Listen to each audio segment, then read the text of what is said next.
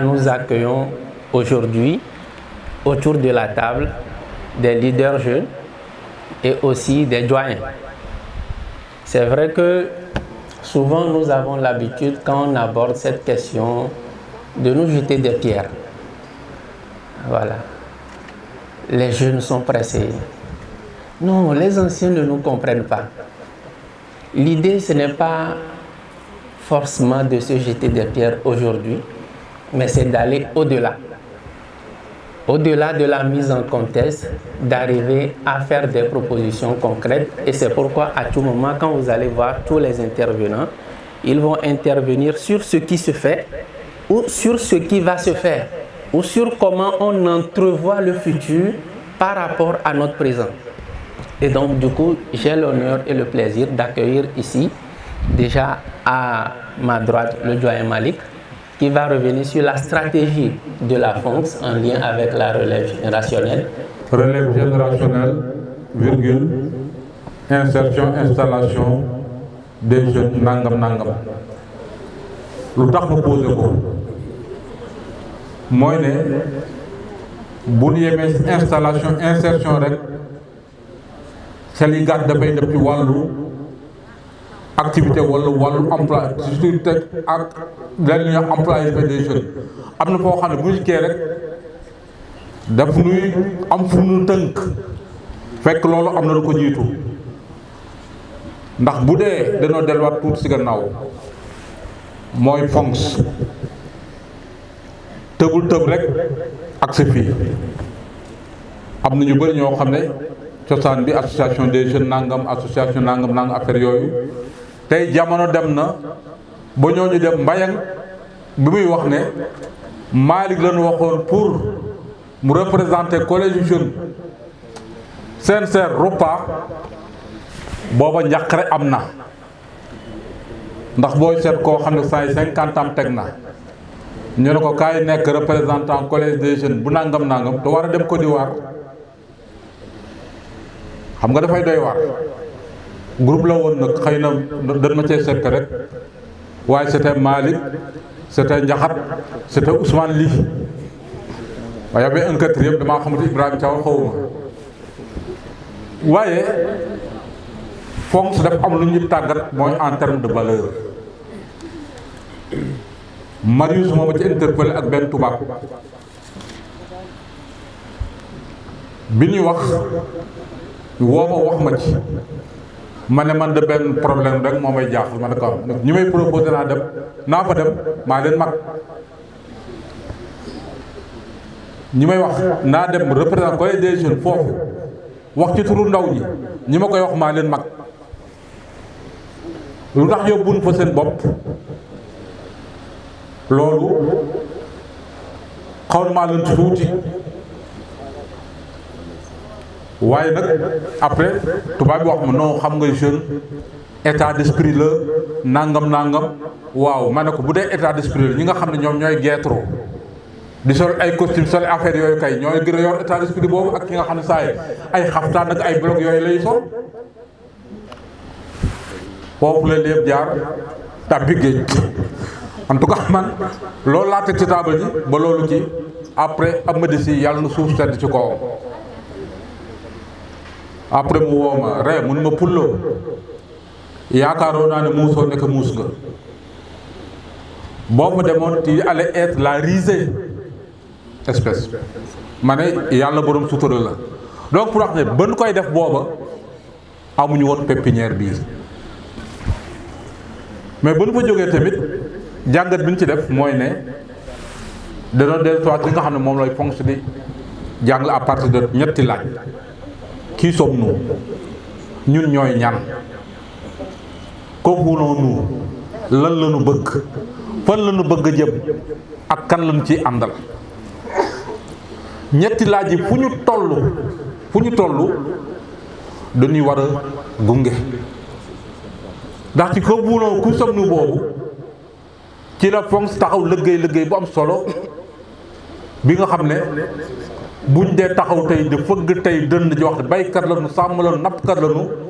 mooy ponk bi nu wax la revalorisation de l'identité paysanne ndax bu njëkk même booy carte d'identité bu ñu waxee profession apprenti tailleur mécanicien soudeur nangam waaye cultivateur wala paysan wala nangam déedéet parce que y avait ce complexe là mais tey foog sa liggéey ci ba nga xam ne tey ku nekk tey yaa ngi tiitaru tey pour wax ne baykat la paysan la éleveur la nangam institut après yooyu donc combat boobu gañe na la ca des mooy am nañu ay mbootaay mais mbootaay yi ñoo ko sosoon jiite ko doon ay xale màgg nañu mais ndono li kan mooy jël relève bi en général boo waxee ndaw ñu la waaw yéen mbootaay yi parce que li ndaw yi soxla nekku leen ci ndax ay activités à caractère sportif ay nawetaan ay nangam na affaire yooyu waaye waxu tool waxu càmm affaire yooyu bu ñu koy wax xale yi duñ ñëw donc ci biir liggéey bi nga xam ne moom la ñuy faat ponk ak ay xalaatam commencé def loolu ñuy wax bilan stratégique ci bilan stratégique boobu am ci benn balance bu ñu def ñuy wax gain ak perte ci wàllu gain ak perte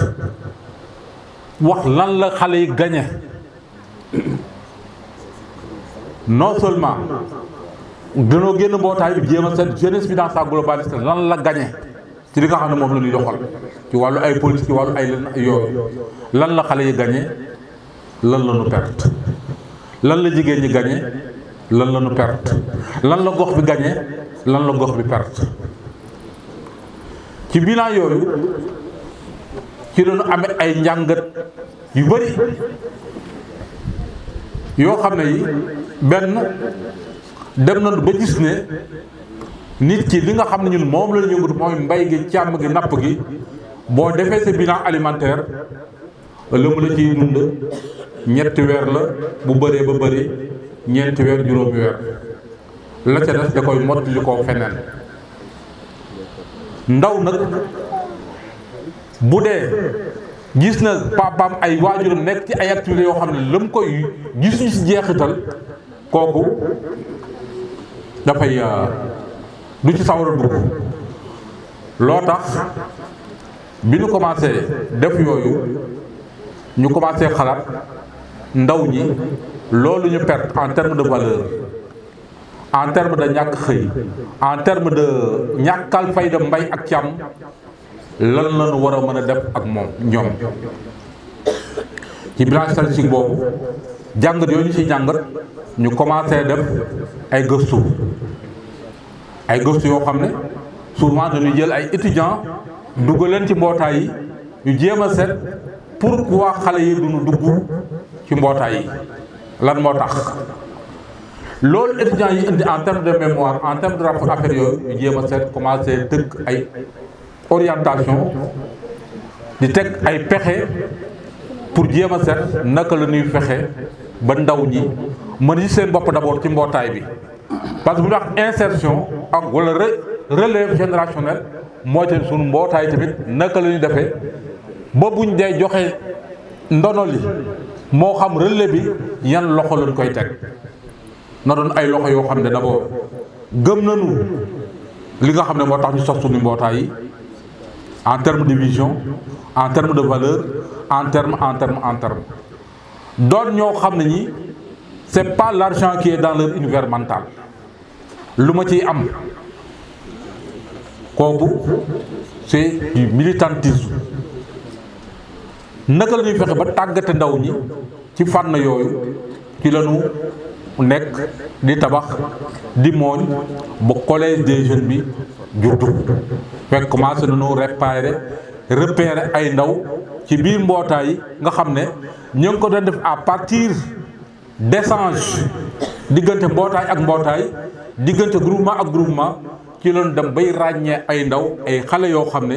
au moins lu ñuy def yitteel na leen am nañ ci bëgg-bëgg am nañ ci nangam ñu leen di ñoo di ndànk-ndànk di leen def ay animateur di leen def ay relais ba nga xam ne virus bi tey mu ngi leen di dugg loolu nag bi ñu ko defee ba pare ci loolu commencé teg collège des jeunes yi pour di leen nànd ci li nga xam ne moom la ñuy def en terme de pexe ndax yëf yi doo jekki-jekki rek ñengu ko mu daanu ay jaar-jaar la ay dagg la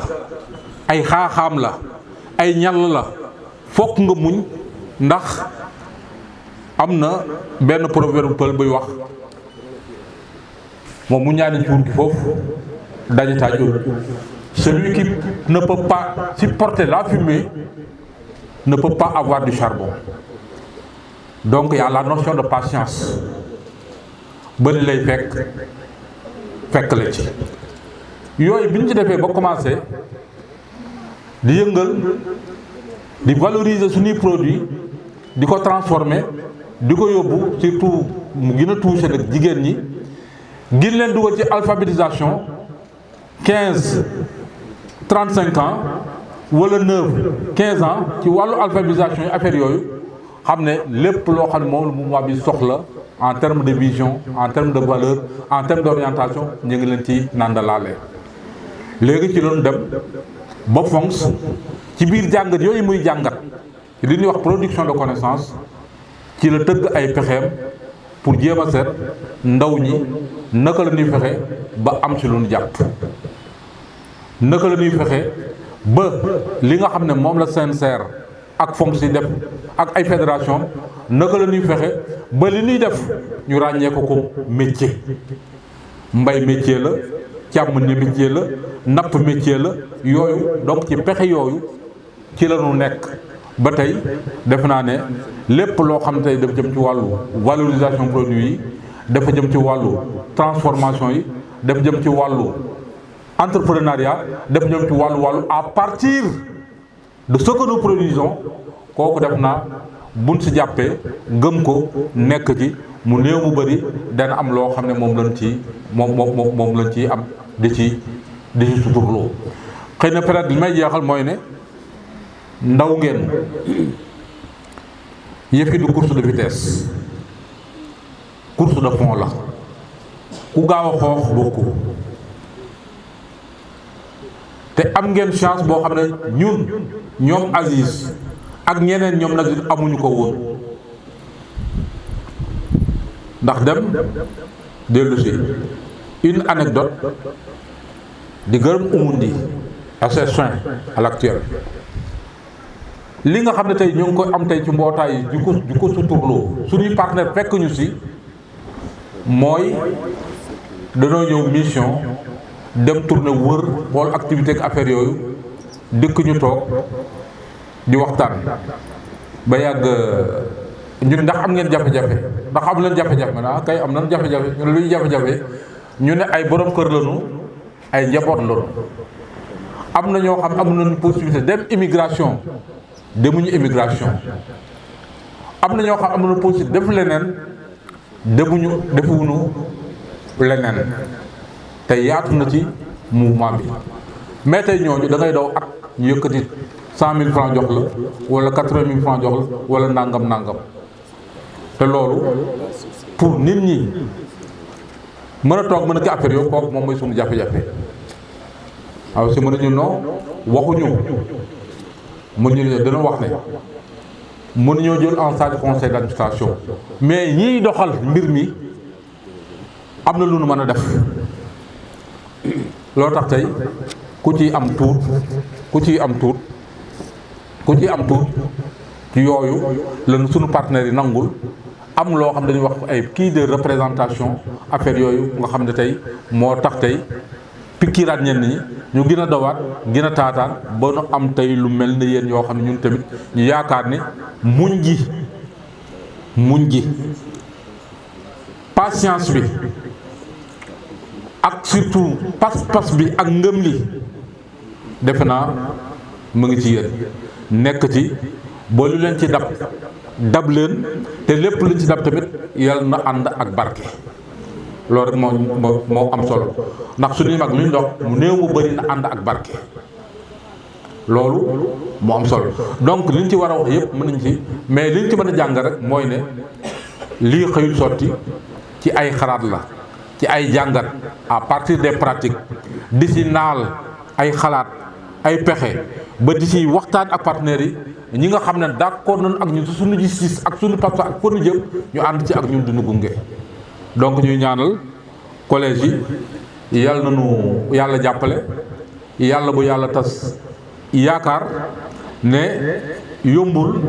mais tey am na yu bëri yoo xam tey boo duggee ci mbootaay yi jàmbaar ji am na yoo xam du wër te ñu ngi wax ay entrepreneuriat nangam ay coaching ay nangam affaire yooyu mais li ma mën a fàtt mooy ne relève bi nañu yóbbaale organisation bi le socio organisationnel. am na lu Moustapha am wax démb bi mu koy wax xaw tuuti ma sara xoole yéen ñëpp ci association ngeen jóge waaye li gën a rafet li gën a baax mooy ne koo ci topp dugg association noonu la yóbbu ci groupement sa biir groupement ba yaa ngay xëy ci kër loolu mooy chaîne ki jóge ci kër gi dugg ci groupement bi jóge ci groupement bi dem sa zone bi jóge ci zone bi dem ci association bi waaye képp koo xam ne singleton nga mbootaay laa bokk waaye amoo groupement biir kër ga nekkoo ca donc il faut ancrage boobu tamit ñu bàyyi ci xel ku bokk ci groupement na bokk ci groupement